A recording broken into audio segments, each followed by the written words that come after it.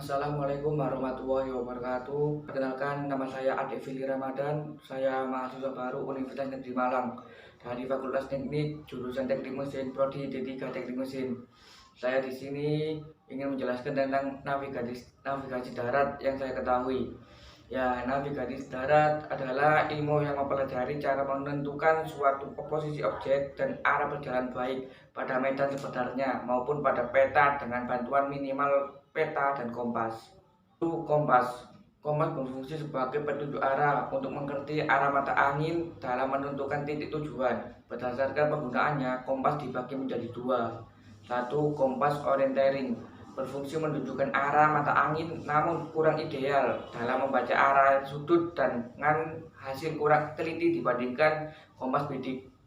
Kedua, kompas bidik selain berfungsi dalam menentukan arah mata angin, juga berfungsi untuk mendapatkan sudut azimun yang lebih teliti dan dapat diukur langsung di lapangan. Kedua, busur berfungsi dalam mengukur sudut azimun pada peta dengan hasil yang lebih akurat. Ketiga, penggaris berfungsi untuk mengukur jarak pada peta serta dapat digunakan sebagai alat bantu untuk membaca koordinat peta. Kemudian 4, protractor berfungsi sebagai alat bantu membaca koordinat peta. Protractor biasanya juga dilengkapi dengan fungsi sebagai busur atau penggaris. Dan 5, peta sebagai gambaran permukaan bumi dari suatu lokasi dalam bidang datar dengan skala dan proyek tertentu yang memberikan informasi unsur posisi yang mana terikat dengan sistem koordinat bumi. Kemudian peta. Secara umum, peta dinyatakan sebagai gambaran dua dimensi dari sebagian atau seluruh permukaan bumi yang dilihat dari atas dan diperkecil atau diperbesar dengan tertentu. Peta sendiri kemudian berkembang sesuai dengan kebutuhan dan penggunaannya untuk keperluan navigasi darat. Umumnya dipakai peta topografi. Ada macam-macam peta, salah satunya adalah peta teknis dengan skala 1:100, kemudian sampai dengan 1:5000. Kemudian peta skala besar, skalanya 1:5000 sampai dengan 1:250.000. Kemudian peta skala medium dengan skala 1:250.000 sampai dengan 1:500.000. Sampai peta berskala kecil, skalanya 1:500 sampai dengan 1000. Stasioner menggambarkan keadaan yang stabil, misal peta tanah, peta wilayah, dan sebagainya. Judul peta. Judul peta ada di bagian atas peta.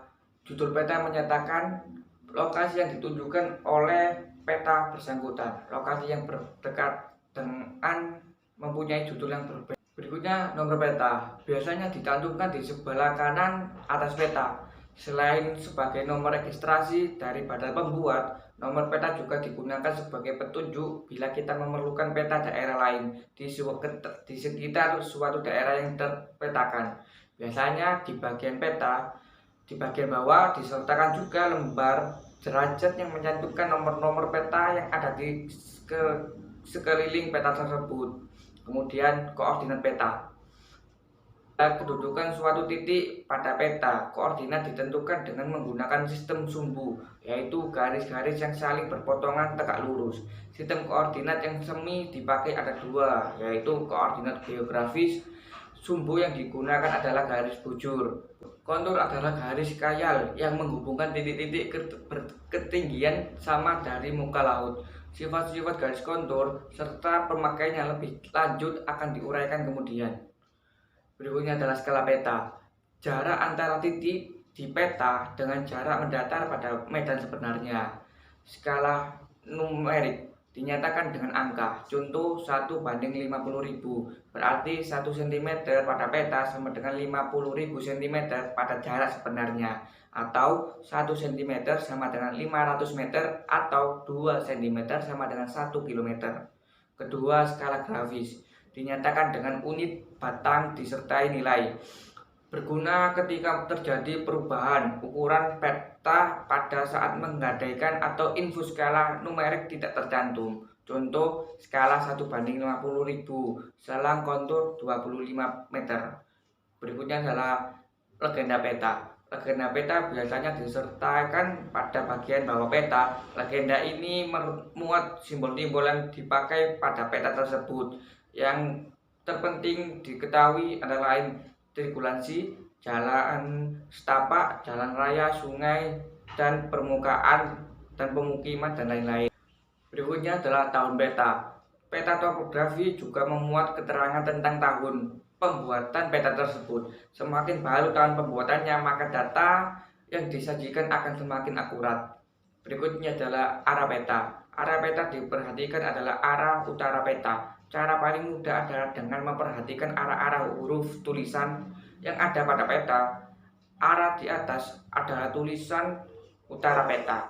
Pada bagian bawah peta biasanya juga terdapat petunjuk arah utara peta. Utara sebenarnya dan utara magnetis. Utara sebenarnya adalah utara yang menunjukkan kutub utara bumi.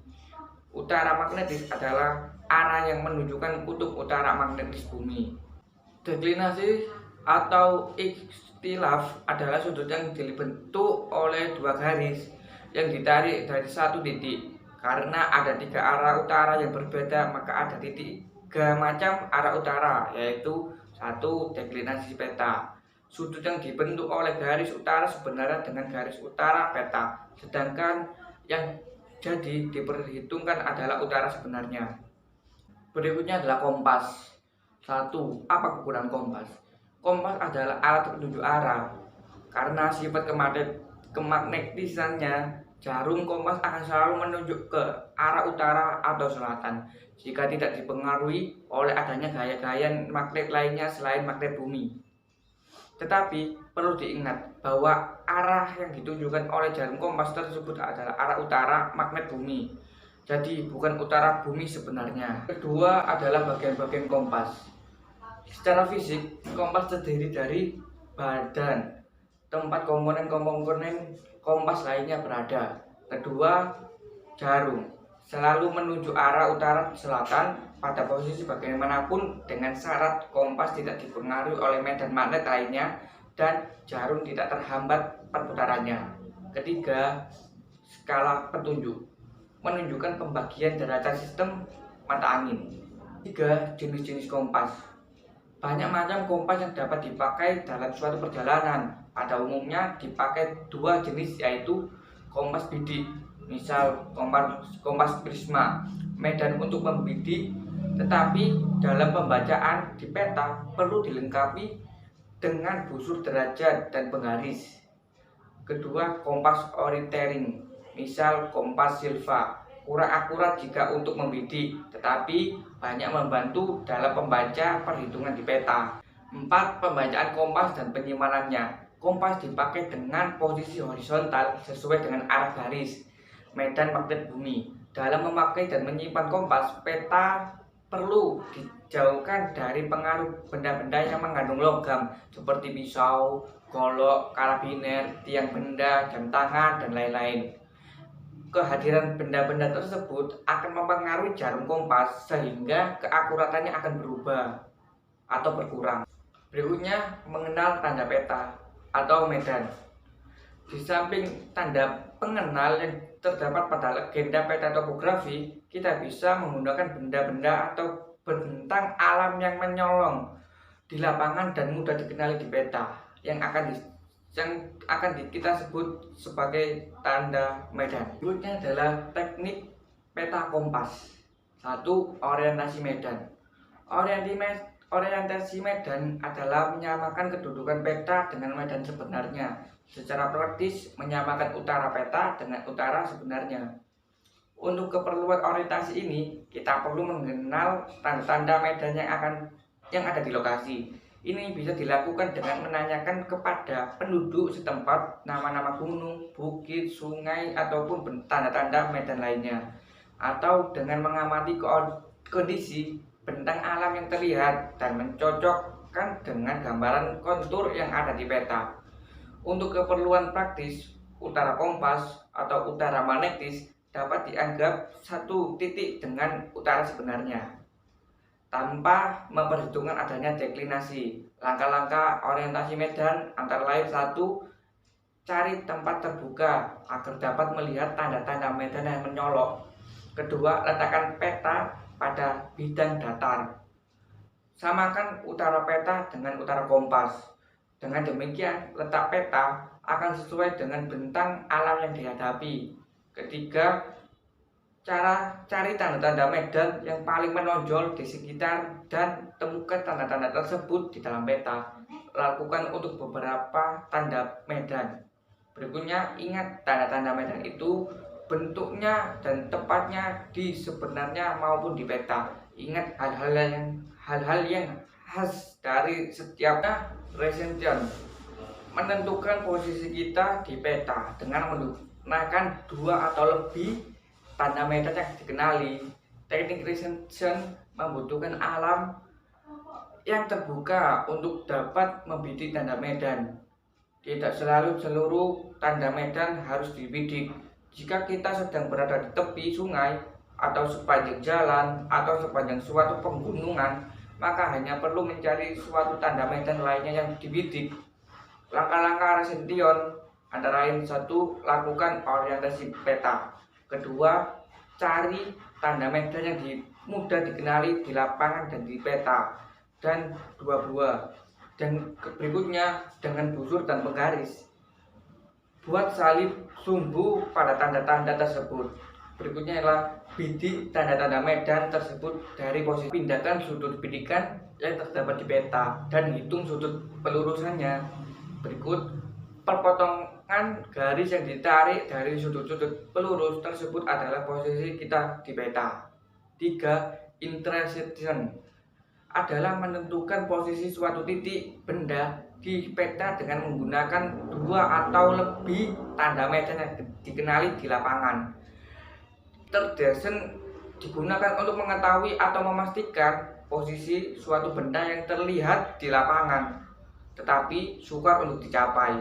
Pada intersection, kita harus sudah yakin pada posisi kita di peta. Langkah-langkah melakukan intersection antara itu: lakukan orientasi dan pastikan posisi kita. Kedua, bidik objek yang kita amati. Berikutnya, pindahkan sudut yang didapat ke peta. Berikutnya, bergerak ke posisi lain dan pastikan posisi tersebut di peta. Lakukan langkah dan langkah tersebut. Perpotongan garis perpanjangan dari 2 sudut yang didapat adalah posisi objek yang dimaksud. Berikutnya adalah azimut atau backazimut, adalah sudut antara satu titik dengan utara dari seorang pengamat. Azimut disebut juga sudut kompas. Bila kita berjalan dari suatu titik ke titik lain dengan sudut kompas tetap, istilah populernya adalah potong kompas, maka harus diusahakan agar lintasannya berupa garis lurus. Untuk itu digunakan teknik backazimut. Prinsipnya membuat lintasan berada pada satu garis lurus dengan cara membidikkan kompas ke muka dan ke belakang pada jarak tertentu. Langkah-langkahnya antara lain seperti: 1. Titik awal dan titik akhir perjalanan diplot di peta. Tarik garis dari lurus dan hitung sudut yang menjadi arah perjalanan. Kedua, hitung juga sudut dari titik-titik akhir ke titik awal. Kembalikan ke arah perjalanan. Sudut yang terakhir ini adalah sudut backazimut. Berikutnya adalah perhatikan tanda medan yang menyolok pada titik awal perjalanan. Pohon besar, pohon tumbang, longsoran tebing, susunan pohon khas atau ujung kampung dan sebagainya. Berikutnya, bidikan kompas sesuai dengan arah perjalanan kita. Perhatikan tanda-tanda medan lain di ujung lintasan yang akan lalui pada arah itu.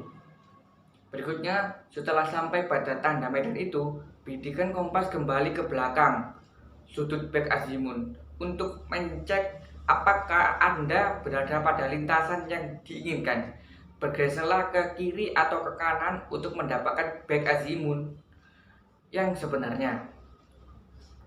Seringkali tidak ada tanda medan yang dapat dijadikan sasaran. Dalam hal ini Anda dan seorang rekan yang menjadi tanda tersebut. Cara menghitung backazimut antara lain: 1. Bila bidikan kurang dari 180 derajat, maka back azimut sama dengan 180 derajat ditambah sudut bidikan.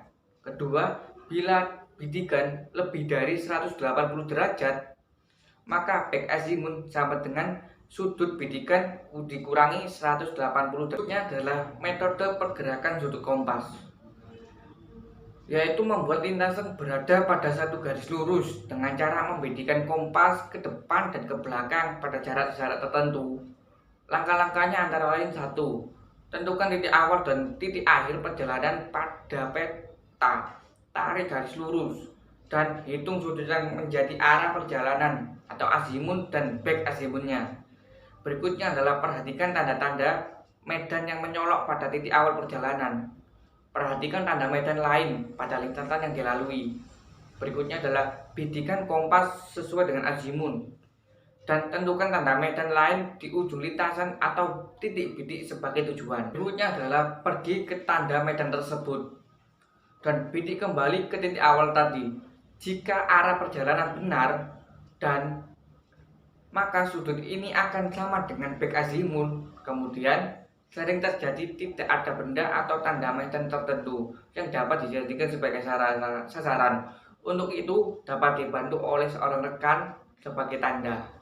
Berikutnya adalah implementasi dan analisa peta topografi. Sebelum melakukan perjalanan, untuk memahami kondisi medan sebenarnya berdasarkan informasi pada peta dan sehingga dapat digunakan sebagai asumsi awal dalam penyusunan rencana perjalanan. Dan analisa peta ini dapat dilakukan dari 1. Informasi dasar peta seperti judul peta, tahun peta itu dibuat, legenda peta, lokasi daerah, dan titik ekstrim seperti perkampungan, nama daerah, nama jalan, nama sungai, nama gunung, dan bentukan alam lain. Perpotongan sungai, jalan, ketinggian satu titik, dan melakukan analisa bentuk kontur yang tergambar pada peta itu untuk mendapatkan gambaran medan sebenarnya. Menganalisa medan ini dapat dilakukan berdasarkan sifat kontur, yaitu 1. Perbedaan setinggi antara dua kontur adalah setengah dari angka ribuan pada skala yang dinyatakan dalam satuan medan. Biasanya tertera pada setiap peta topografi. Kedua, bentuk kontur yang rendah selalu mengelilingi kontur yang lebih tinggi, kecuali untuk kawah. Ketiga, antar kontur tidak akan saling berpotongan, kecuali berhampir pada lembah yang sangat curam di mana terdapat air terjun. Keempat, kontur yang berbentuk seperti huruf V dari pusat kontur merupakan punggungan atau punggungan, dan yang lebih terbentuk seperti huruf V terbalik dari pusat kontur adalah lembahan. Kelima adalah kontur terputus-putus, menyatakan ketinggian setengah atau lebih dari perbedaan tinggi antara dua buah kontur berurut. Keenam, makin rapat kontur menunjukkan daerah yang makin terjal atau curam. 7. Slidler adalah daerah rendah dan sempit di antara dua ketinggian. 8 adalah pas, adalah celah memanjang yang membela suatu ketinggian. Terakhir 9. Bentukan sungai dapat terlihat di peta sebagai garis yang memotong rangkaian tingkat kontur. Biasanya terdapat pada lembahan dan namanya tertera mengikuti aluran sungai. Berikutnya adalah mengatasi rintangan alam. Selama dalam perjalanan bernavigasi bisa terjadi antara adanya rintangan alam sedikit sulit dilewati. Misalnya danau, tebing, bebatuan besar, rawa-rawa, pohon yang selalu rapat dan besar, semak belukar yang terlalu rapat dan berduri, lubang yang besar, dan lain-lain. Untuk mengatasinya, kita bisa menggunakan